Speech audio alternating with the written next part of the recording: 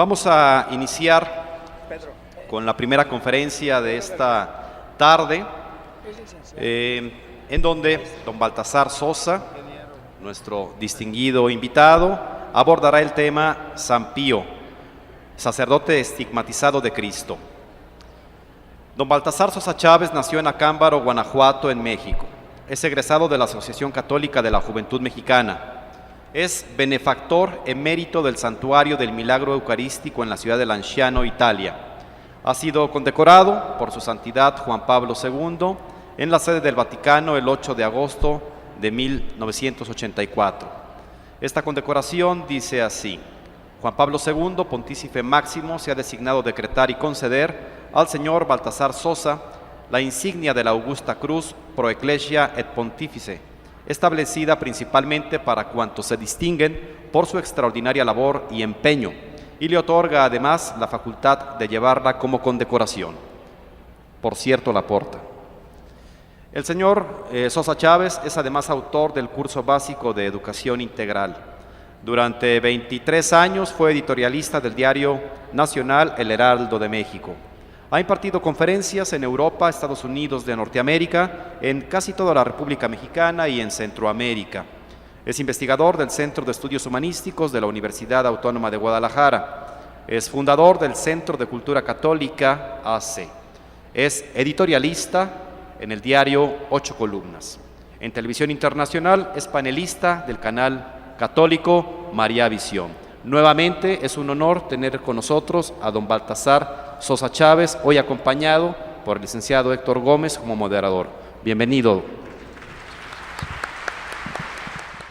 Buenas tardes a todos.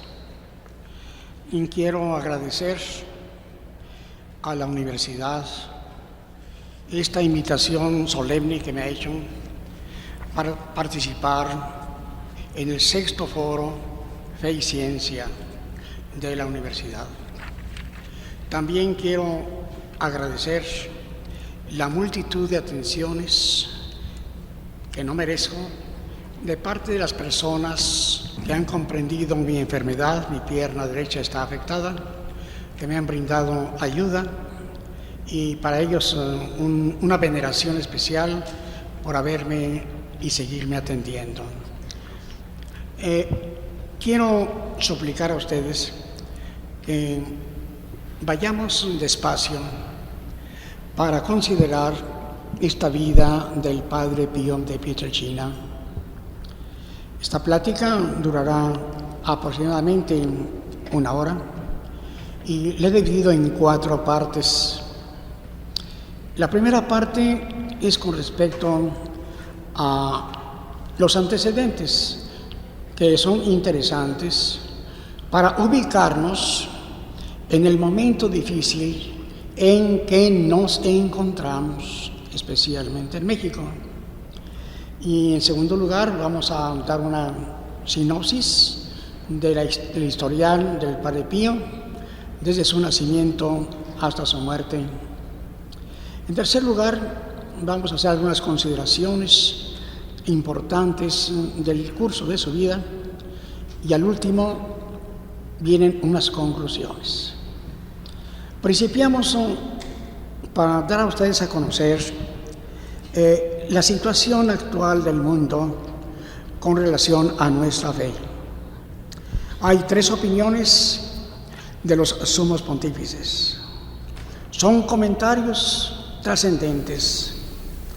Me voy a permitir enunciarlos de una manera solemne, despacio, para cincelarlos en su entendimiento.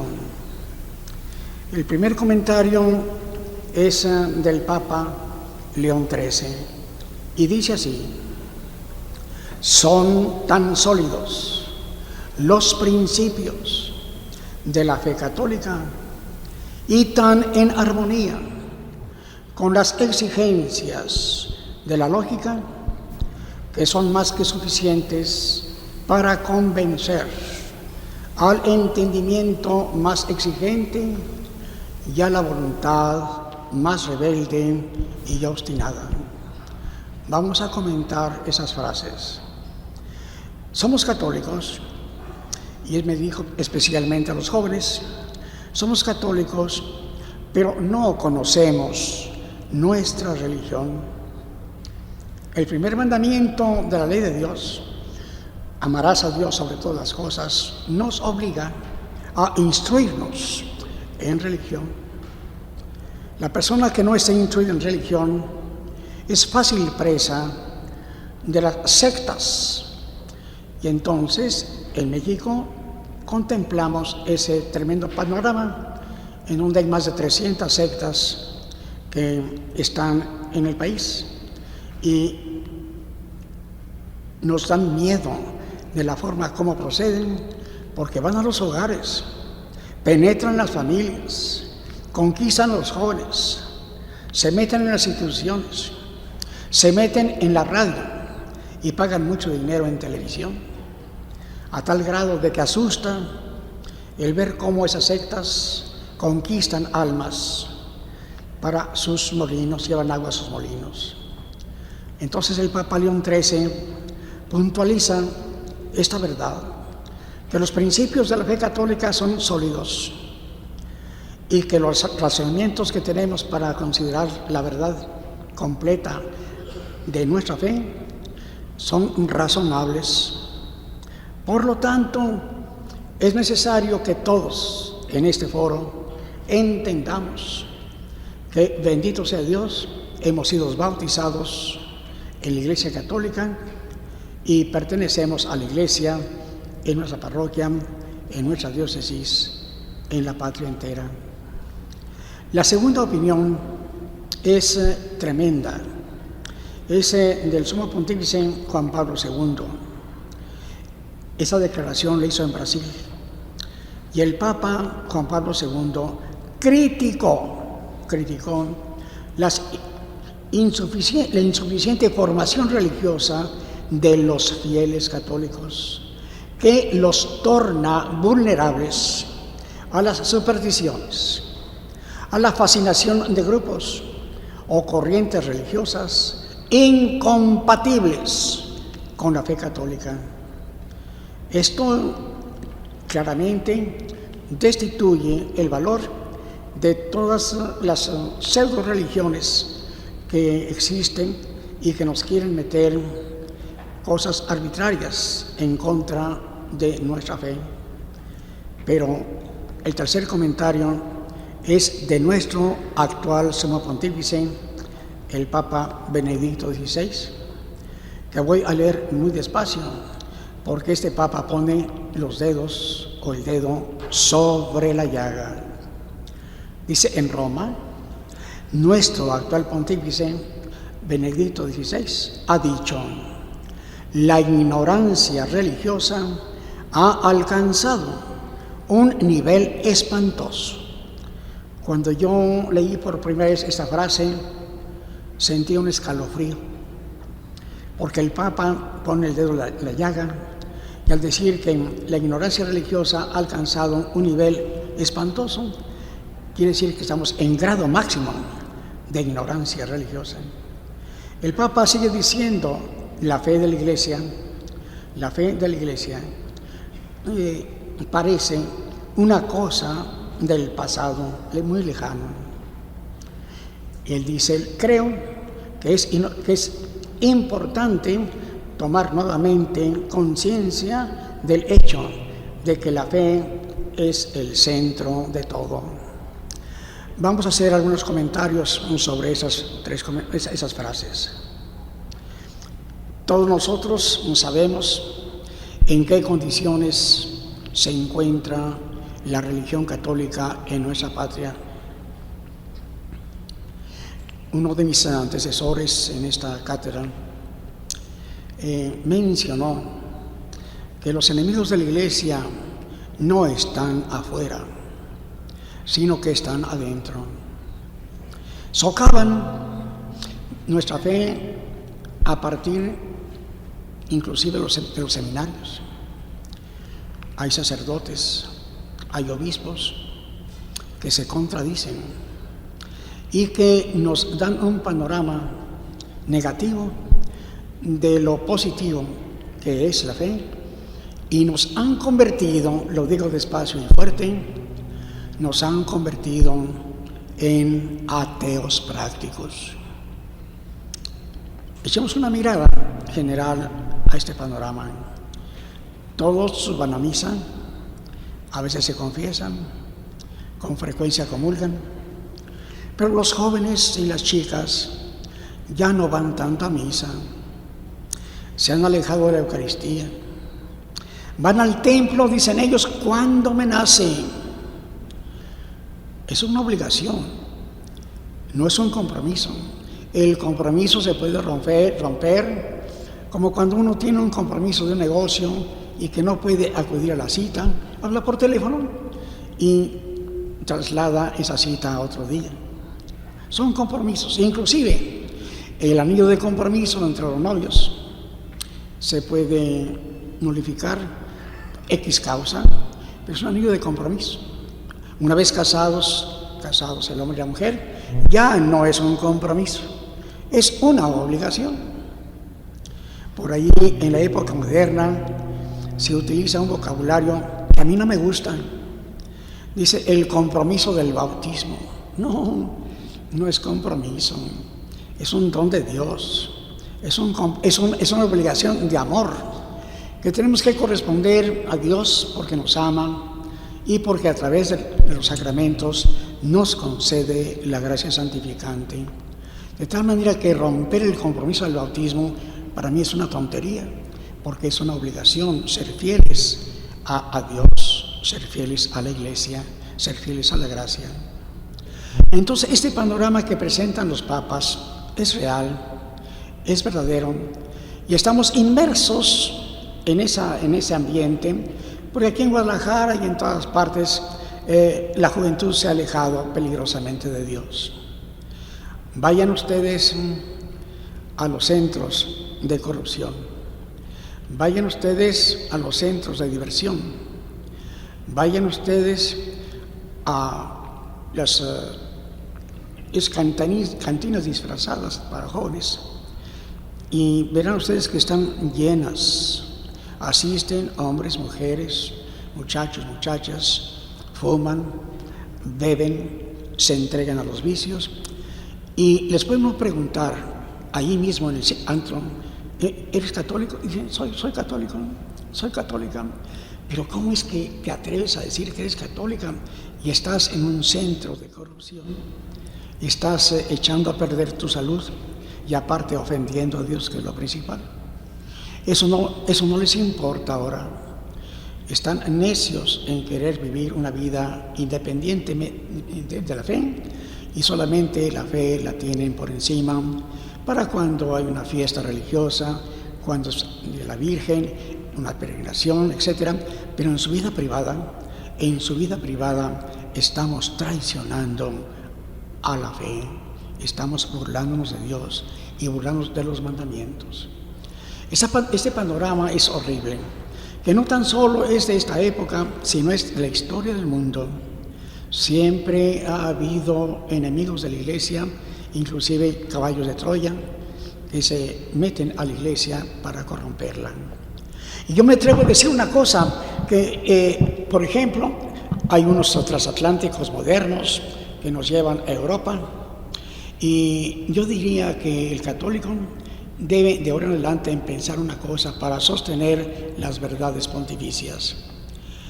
Estamos en la barca de Pedro, estamos en la Iglesia Católica, y aunque esté muy balanceada la barca, aunque esté haciendo agua, recordemos el sueño de San Juan Bosco, que se llama Las Dos Columnas. Allí está la barca de Pedro y es atacada por otras naves para hundirla, pero se levanta en el mar dos columnas. Una es de la Sagrada Eucaristía y otra es de la Santísima Virgen María. Ese sueño de Don Bosco es actual. Si nosotros como católicos, para dejar de ser ateos prácticos, atendemos a ese sueño de Don Bosco, principiaremos a solucionar los problemas de México y los problemas del mundo. Todos los santos, sin excepción, todos los santos han tenido dos normas principales: Eucaristía y Virgen María. La Virgen María es para nosotros un ancla de salvación, pero nosotros tenemos que pensar que los medios para la Eucaristía y los medios para la Virgen María consisten en un valor fantásticamente valioso que se llama la oración. Es decir, todos los santos que están ahora en el cielo pasaron por la tierra, y ninguno de ellos, estando aquí en el mundo, se atrevió a decir: yo soy santo. Todos dijeron lo mismo que nosotros: somos pecadores. Y el pecado mortal solamente se vence con dos cosas: con la oración y con la Sagrada Eucaristía, frecuencia de los sacramentos. Esas son las dos garantías que San Juan Bosco nos propone como anclas de salvación. Muchos católicos, muchas personas creyentes, dicen que se pueden salvar por sí mismas. Están equivocadas. Podemos poner un ejemplo para que ustedes comprendan lo que estoy explicando. Una persona que está ahogándose en el mar, una persona que está ahogándose en una piscina, no se va a salvar jalándose de sus cabellos. Tiene que acudir a un salvavidas, a una llanta, a un tronco de árbol, porque no puede salvarse a sí mismo. Nosotros no podemos salvarnos a nosotros mismos. Por lo tanto, la oración, la Virgen María y la Sagrada Eucaristía son anclas infalibles de salvación, y a ellas tenemos que acudir en esos momentos de grandes desdichas que se atreven a perforar la fe y que amenazan con sumergir la barca de Pedro. Esto está demostrado por la Iglesia. Yo quisiera hacer una invitación a los jóvenes para que ojearan la historia de la Iglesia. Lo que se ha escuchado aquí en el foro es muy importante, mencionando los santos que vivieron de la esperanza y se realizaron con el testimonio. Entonces, la historia de la Iglesia nos dice que el mundo sigue siendo el mismo, y estamos viviendo en este mundo, y lo único que tenemos que hacer es lo que hicieron los santos, los arquetipos que aquí se han presentado: acudir a la oración, acudir al sacramento de la Eucaristía, acudir al Santo Rosario. Son las dos columnas de salvación de San Juan Bosco. Vamos a entrar a la segunda parte, yo soy muy breve, una segunda parte de esta conferencia. Vamos a hablar del santo moderno o beato moderno, que es el Padre Pío de Pietrelcina. No tengo palabras para poder expresar lo que siento, pero hay una frase que troquelé antes de venir, y es la siguiente: creo yo que hablar del Padre Pío es cuestión de valor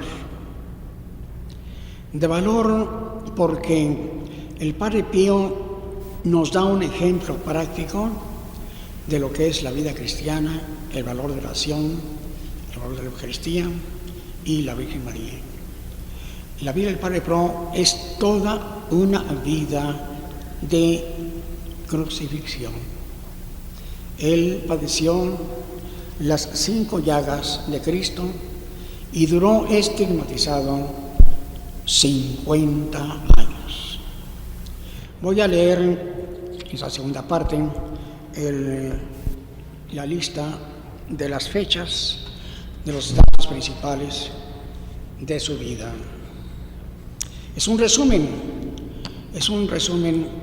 biográfico, para que entendamos en una panorama muy concentrada su vida completa.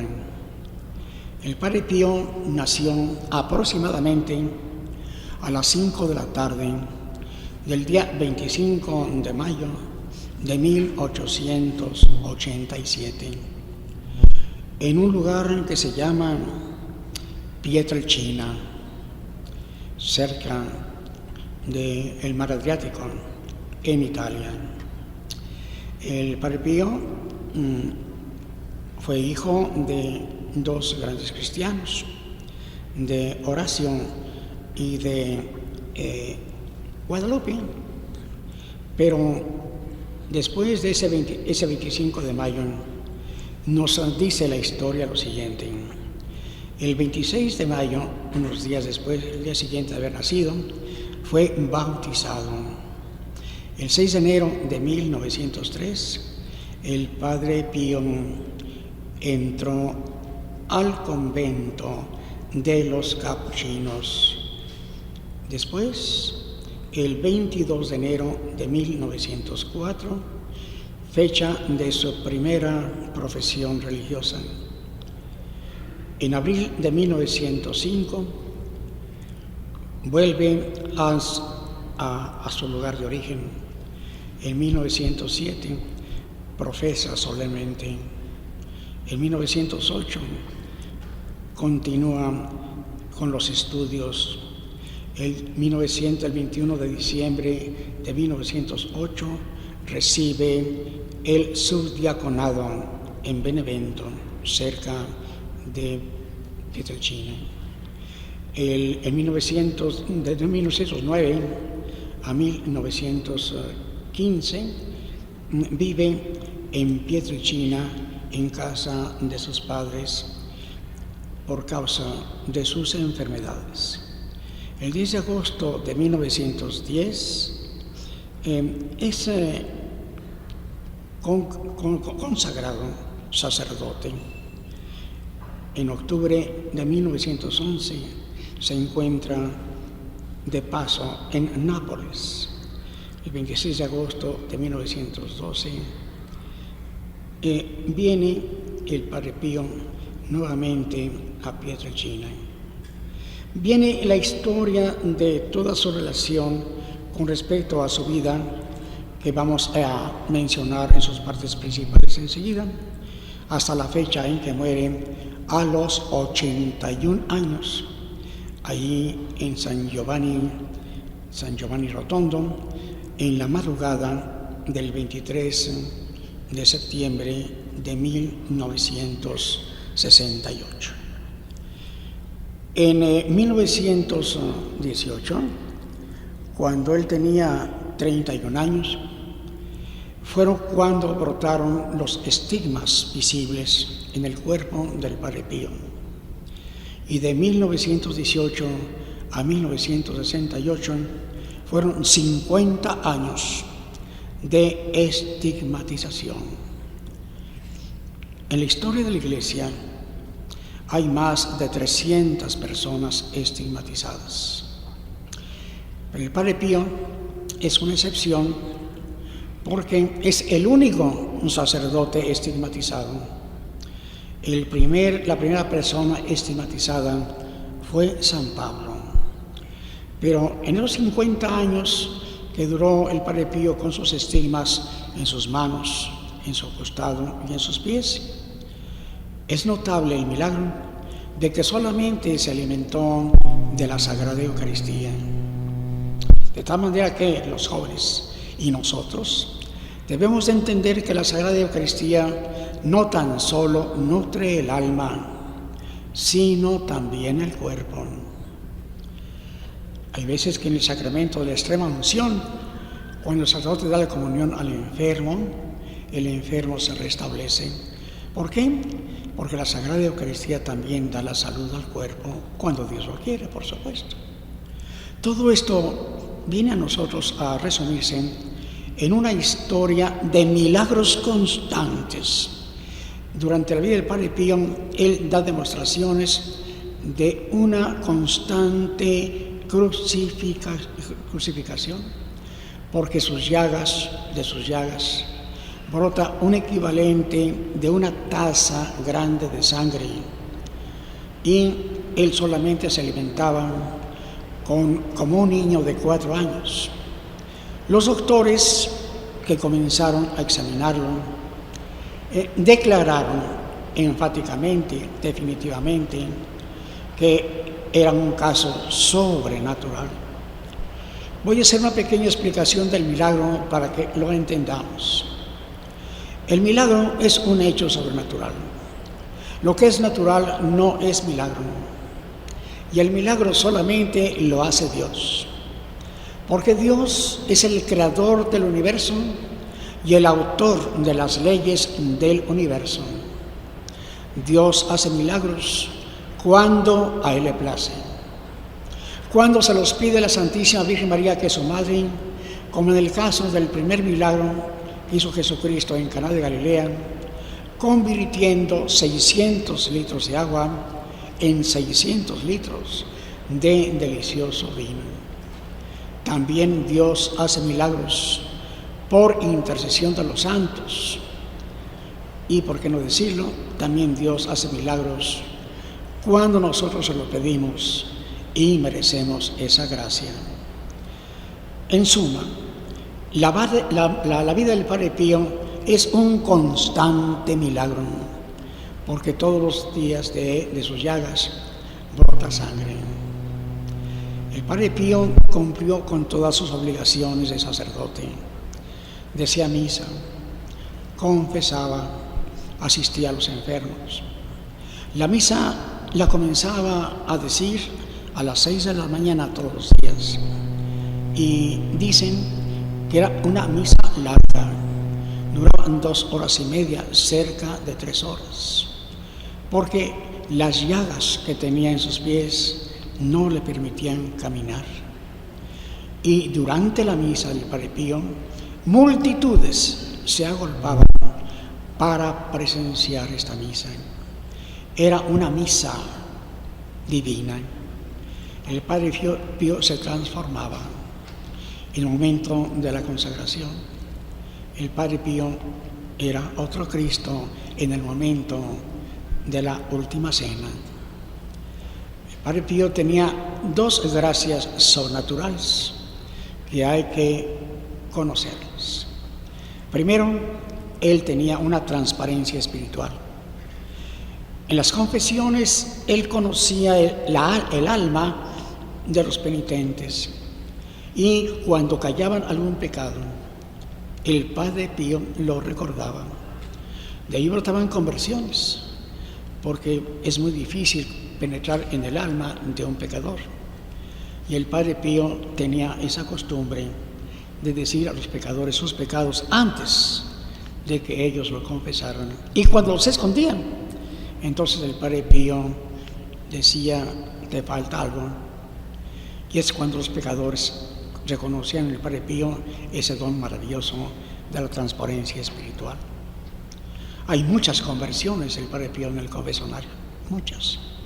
Es larga la historia de las conversiones. Entonces Dios, pues, a través del Padre Pío, nos da un ejemplo de lo que vale el estado de gracia y los dones preternaturales o naturales que tenía, porque eso de la transparencia espiritual hizo que se convirtieran grandes enemigos de la Iglesia en el lapso de su vida. Hay algunos casos que voy a mencionar para precisarlos, pero es importante decir que el Padre Pío además tenía el don de la bilocación. Hablar de esas bilocaciones ocuparía mucho tiempo, pero estaba en 2 partes al mismo tiempo, tanto en Giovanni como fuera de Italia, en el extranjero. Hay testimonios de que lo vieron en Sudamérica, también en Italia. Y esas bilocaciones es porque lo invocaban. Momentos de grandes crisis de los pecadores, lo invocaban y se les aparecían, y entonces los aliviaba. Él hizo muchas curaciones a través de esas bilocaciones. Hay un relato impresionante de estos hechos que realmente voy a permitirme mencionar a ustedes. Estamos en el segundo temario de esta plática y voy a permitirme leer porque no tengo buena memoria.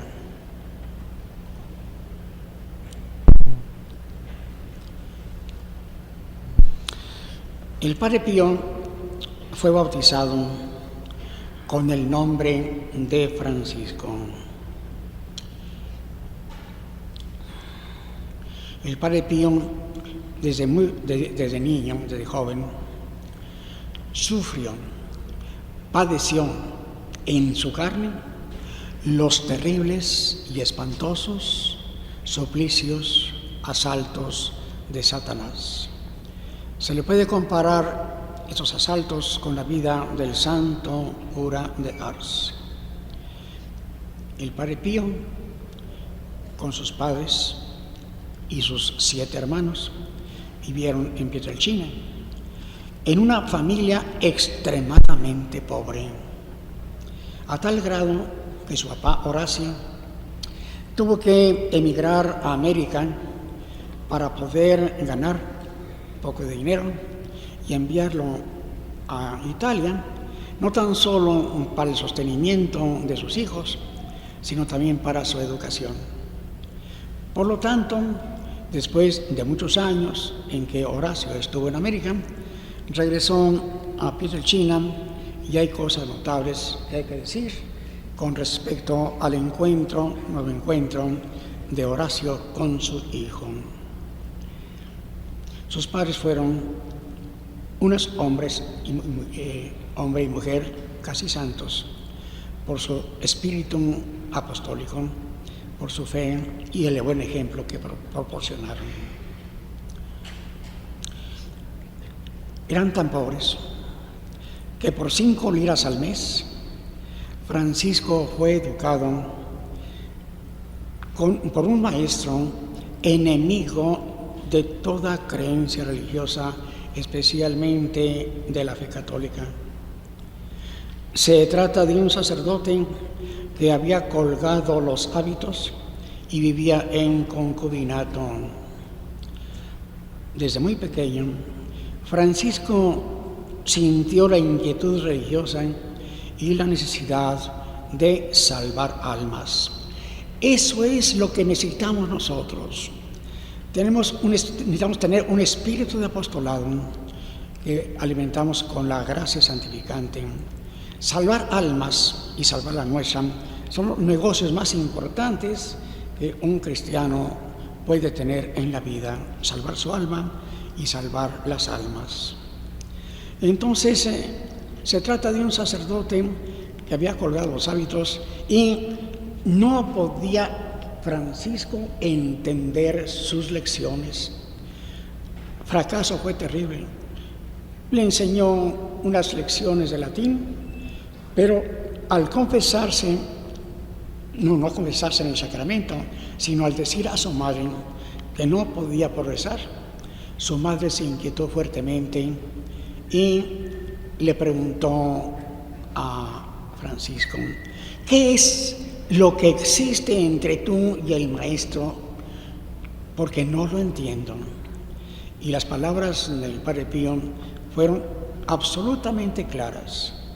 Él respondió: yo no aprendo nada con él porque está en pecado mortal. Entonces, al ya no seguir con ese maestro, su madre se encargó de darle instrucción religiosa junto con algunas personas campesinas. Y la mamá decidió contratar a otro maestro. Cuando este nuevo maestro se presentó con Francisco, ya sabía el antecedente de que este muchachito Francisco no le entraba nada, no aprendía nada. Y entonces rehusó ser maestro de Francisco. Pero su madre insistió y entonces le dijo: vamos a hacer una prueba muy sencilla. Comience a darle a usted sus lecciones. Y entonces también este nuevo maestro no era un hombre de muy buena conducta, también estaba en estado de pecado. Sin embargo, puso su buena voluntad para suplir al primer maestro que tuvo Francisco. Y la sorpresa fue mayúscula, porque entonces Francisco comenzó a demostrar una clarísima inteligencia, un deseo inmenso de aprender, y comenzó a progresar en sus estudios. De ahí ya viene la historia de cuando entró al seminario, etcétera, etcétera. Pero vamos a ver entonces cómo comenzó la vocación de Francisco. Su padre Horacio le cumplió a su familia lo que había prometido, y su mamá se hizo cargo de los trabajos del campo. La extraordinaria piedad de Francisco fue notable, porque resulta que alguna vez entró su mamá al lugar en donde dormía y lo encontró en el suelo, y de almohada tenía una piedra. A los 11 años de edad Francisco ofreció a Dios, a su patrón San Francisco de Asís, que llevaba su nombre, toda su vida. Surge en él un gran deseo de hacer el bien. Hay quien afirma que influyó en él un hecho sorprendente que tuvo ocasión de presenciar en compañía de su padre. Fue en el año de 1896. Tenía por consiguiente 9 años de edad y acudió con su padre a un templo. En el templo, Francisco notó que había una señora que tenía en sus brazos a un pequeño niño enfermo, y la señora se desgarraba porque gritaba insistentemente a Dios que sanara a su hijo. Entonces hubo un hecho que a Francisco y a su padre les llegaron muy profundo. La madre aprisionó a su hijo en su rebozo, en su cobija, y lo aventó al altar de ese templo. Entonces el milagro sucedió porque ese niño revivió, ya estaba casi muerto, y fue una experiencia para su papá Horacio y para Francisco este hecho que le despertó en Francisco una vocación que duró toda su vida, y que es la de salvar cuerpos y salvar almas, porque también el Padre Pío atendió a un sinnúmero de enfermos en su vida y fundó una obra social que dio muchos bienes en Giovanni, en el lugar donde vivió. A juzgar por la correspondencia que se consigna del Padre Pío con su confesor, los dones carismáticos los recibió desde muy pequeño. Con frecuencia tenía visitas de la Santísima Virgen y de su ángel custodio. Los primeros rudimentos de latín que él recibió de aquel maestro era no piadoso, sino que estaba en pecado mortal, le sirvieron para progresar después con el segundo maestro. Todo esto llegó a culminar en Francisco con su vocación para entrar definitivamente en el seminario de los capuchinos. Cuando eso sucedió, quiero decirles lo que en el noviciado pasó. El 6 de enero de 1902 fue admitido como novicio con los frailes capuchinos, donde profesó el 22 de enero de 1903, pasando después al noviciado. Y en este momento yo le ruego que pongan atención a la pantalla, porque vamos a presentar algunas fotografías de este hecho. Hay una película que es preciosa, más que dura 5 horas, y aquí en la Universidad de Salvador sacar un video concentrando los hechos principales. Esa película tiene unos paisajes extraordinarios, hecha por artistas españoles, y está apegada a la verdad. Esa película es un tesoro, pero como no se puede pasar, entonces vamos a pasar solamente las partes principales. Continuamos con la exposición de la vida del Padre Pro en sus partes más difíciles, porque son realmente sorprendentes. El Padre Pío de Pietrelcina es un caso insólito en la historia de la Iglesia, porque a imitación de Cristo, este sacerdote capuchino se sacrificó y murió perseguido por sus propios hermanos de la orden capuchina. También, como Jesús, fue condenado por los sacerdotes del Sanedrín. La documentación que avala esta verdad es muy abundante, y yo, cuando fui invitado para desarrollar este tema en este foro, francamente me sentí con ganas de declinar ese honor, porque me dio miedo de escandalizar. Pero me animaron las palabras de Santa Catalina de Siena, cuando dijo: basta ya de silencio, gritad con 100.000 lenguas, porque por haberlo callado, el mundo está podrido. Esta situación del Padre Pío tiene el agravante de la persecución de sus propios hermanos de orden. Son muchos los incidentes penosos por el que él atravesó y que le causaron hasta enfermedades, casos tremendamente increíbles, en donde la misma orden lo crucificó. Pero el Padre Pío seguía con su apostolado, y su especialidad fueron las conversiones.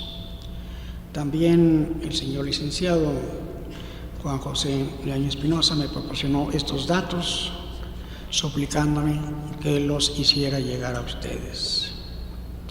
Hay una carta del Padre Pío que tiene el número 123 y que es del año de 1913. Un día, nuestro Señor se le apareció llorando,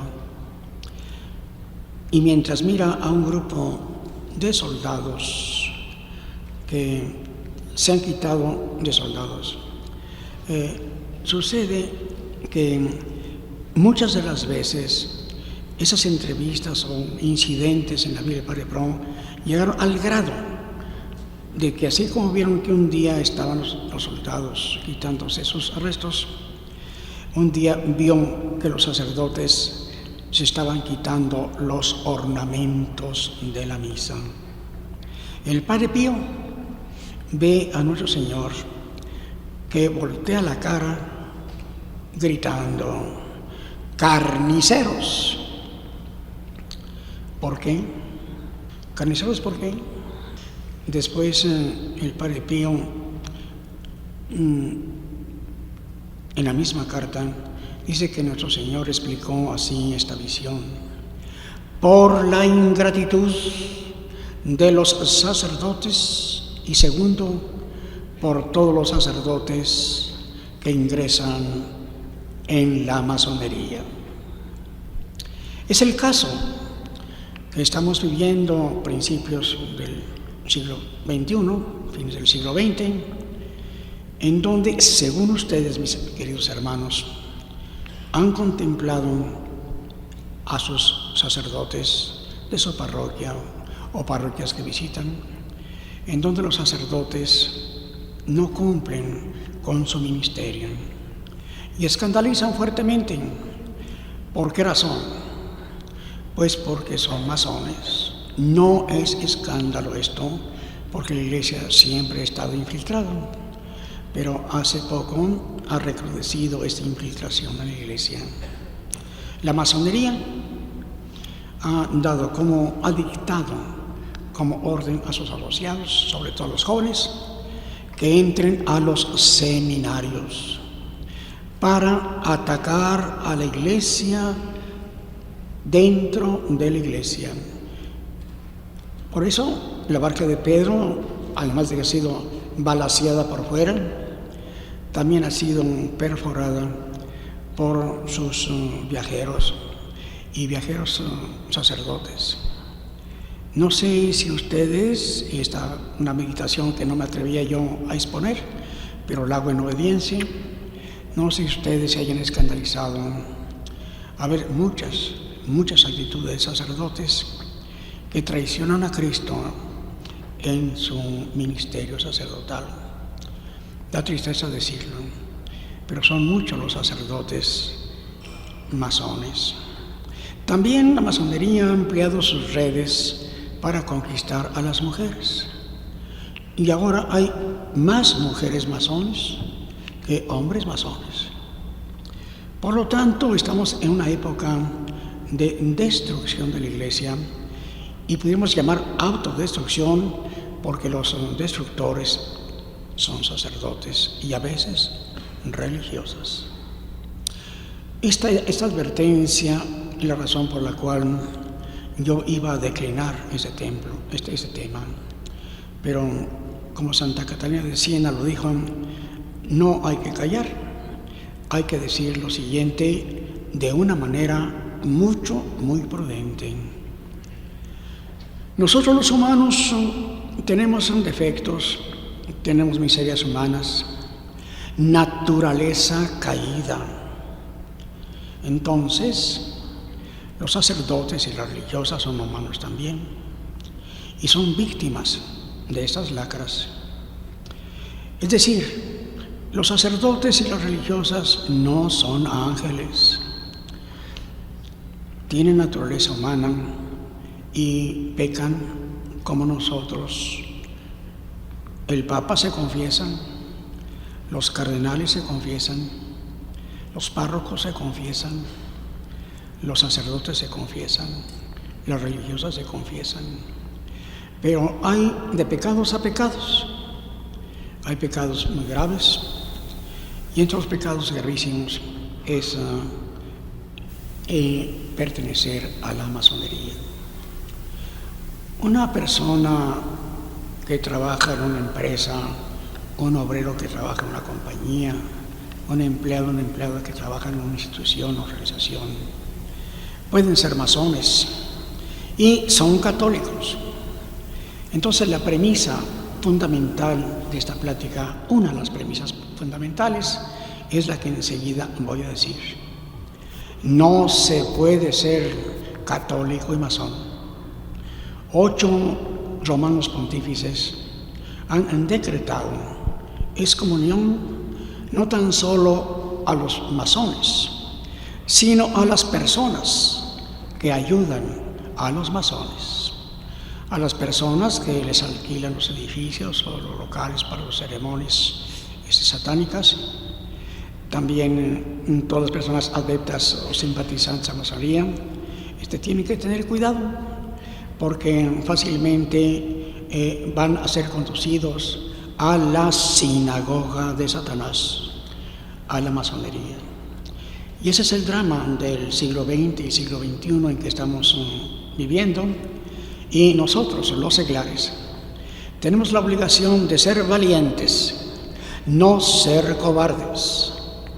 Cuando nosotros veamos esas irregularidades dentro de la jerarquía eclesiástica, tenemos la obligación no de ir a ver al obispo para acusarlos, no de ir a platicar al párroco lo que hizo el vicario, No, tenemos la obligación de hacer un escrito en donde se diga, en tal parroquia a tales horas, me consta que el sacerdote fulano de tal hizo esto. Entonces esa carta se manda a la curia, al arzobispado, y ¿saben lo que sucede? Esa carta, los jueces de la iglesia mandan llamar al sacerdote o al obispo acusado y exponen al Santísimo Sacramento. Y delante del Santísimo Sacramento les leen la acusación.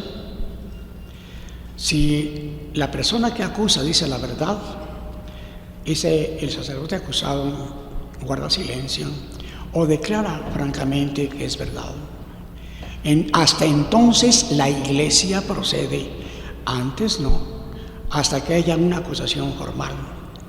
Y yo soy testigo, porque me he envuelto en esos lances de acusar a sacerdotes, inclusive muy amigos míos, pues porque han hecho cosas indebidas en su ministerio, y me consta que la iglesia no falla, los han castigado. Pero aparte, tengo que dar a conocer a ustedes el siguiente hecho.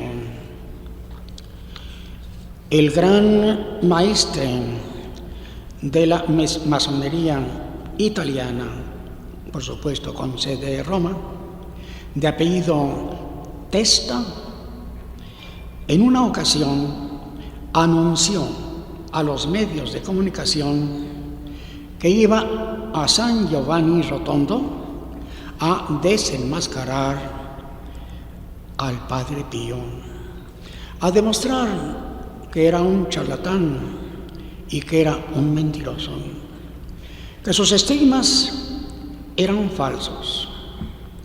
Al llegar al lugar donde el Padre Pío solía confesar, se encontró con una larga fila de los que esperaban su turno para llegar a confesarse con el Padre Pío.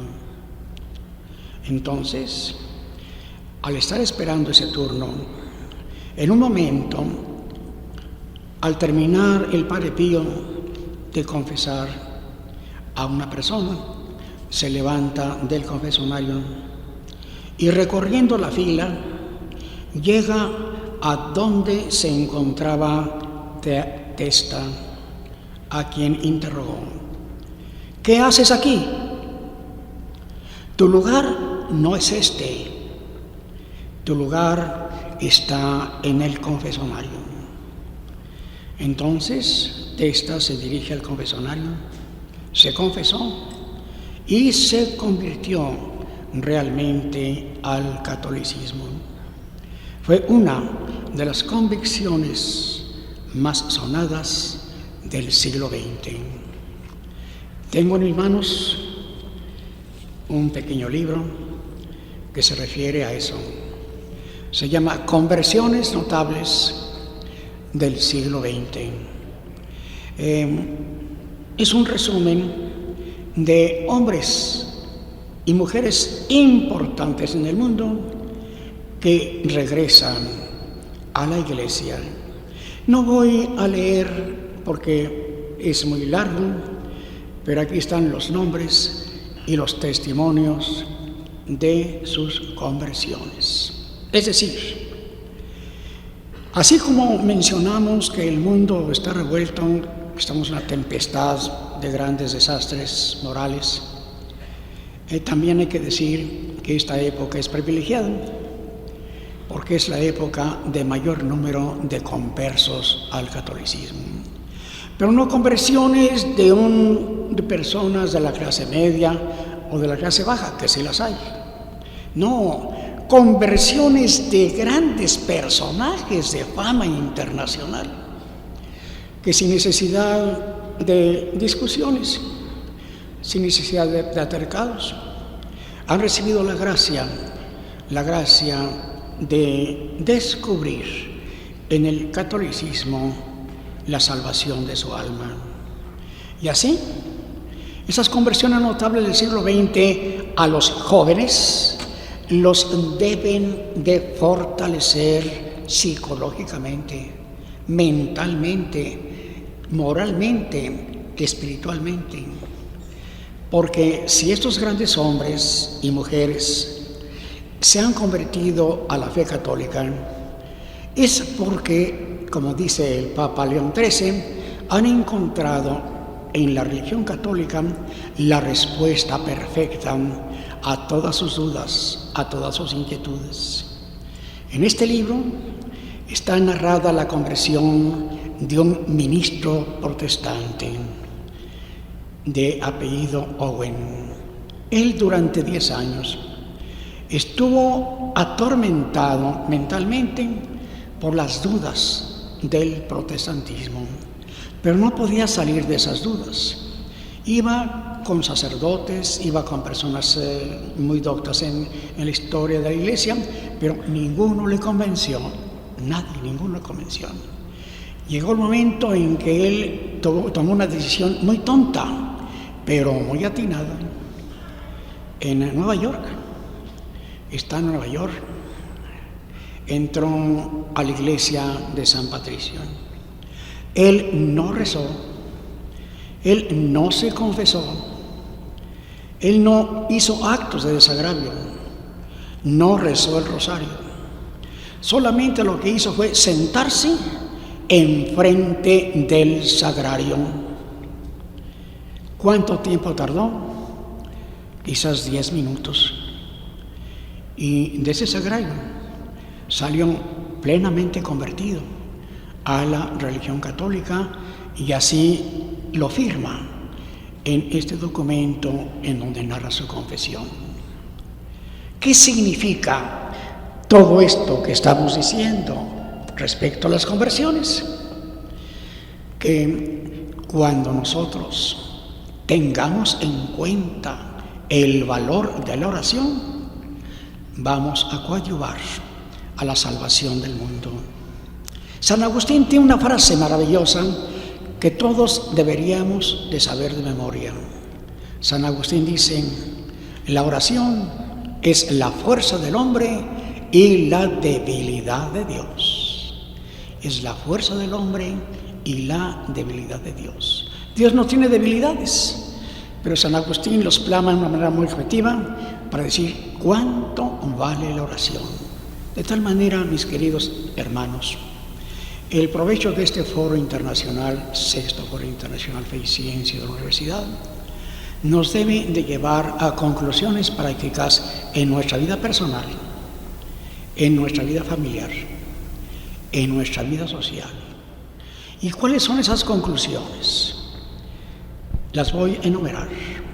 Número 1, tener absoluta confianza, absoluta fe, una firme esperanza en que la Iglesia es la única verdadera, porque Jesucristo es uno. La carne y la sangre de Cristo son unos. Y ya San Ignacio de Antioquía, inventor de la palabra católico, mencionó claramente en el año 107, antes de su martirio, en el Coliseo, en el anfiteatro romano. Dice: donde está el obispo, ahí está la muchedumbre católica. Y donde está Jesucristo, ahí está Jesucristo. Y la pregunta de hoy: ¿en dónde está Jesucristo? 2 respuestas. Está en el cielo y está en la Sagrada Eucaristía. Si de aquí en adelante nosotros evaluamos o pensamos que tenemos 1000 problemas en nuestra vida humana, acudamos a la oración cotidiana. Y me voy a atrever a decir una frase de un gran santo, que a veces produce escalofrío, porque es una frase lapidaria. Dice él: el que hace oración se salva, el que no hace oración se condena. Y todo el mundo, los jóvenes, dicen: tengo que estar en la iglesia de rodillas rezando. No es necesario eso. Podemos hacer oración desde que despertamos hasta que nos dormimos. ¿Cómo se hace oración? Son 5 clases de oración que quiero comunicarles a ustedes para que las practiquen como fruto de este foro. Número 1, oración mental. Es la oración que solamente se eleva a Dios en momentos de gran apuro. La oración vocal, que es hablando. Claro, la oración vocal puede ser privada o puede ser comunitaria. La oración privada, yo platico con Dios en la recámara, en la calle, es oración.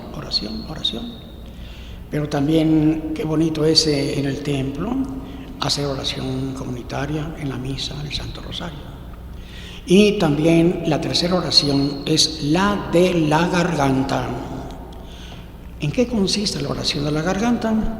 En cantar alabanzas. No son canciones, son alabanzas. Y qué bonito es, se oye que nosotros entonemos el tantunero, el pancheliwan, todas las oraciones litúrgicas de la iglesia. Pero viene al último la oración principal, que es en la que quiero insistir. Esa oración es la más valiosa para nuestra salvación y la salvación de nuestros hermanos, aunque haya 1000 calamidades. Es la oración del corazón. ¿En qué consiste la oración del corazón? Ya terminamos el tiempo y voy a terminar exactamente a la 1:20. La oración del corazón está en las obras de misericordia. Y aquí termino diciéndoles a ustedes lo siguiente. Si somos ateos prácticos, 2 conclusiones eminentemente prácticas. Procuremos vivir en estado de gracia y conquistar el ambiente para Cristo. Muchas gracias.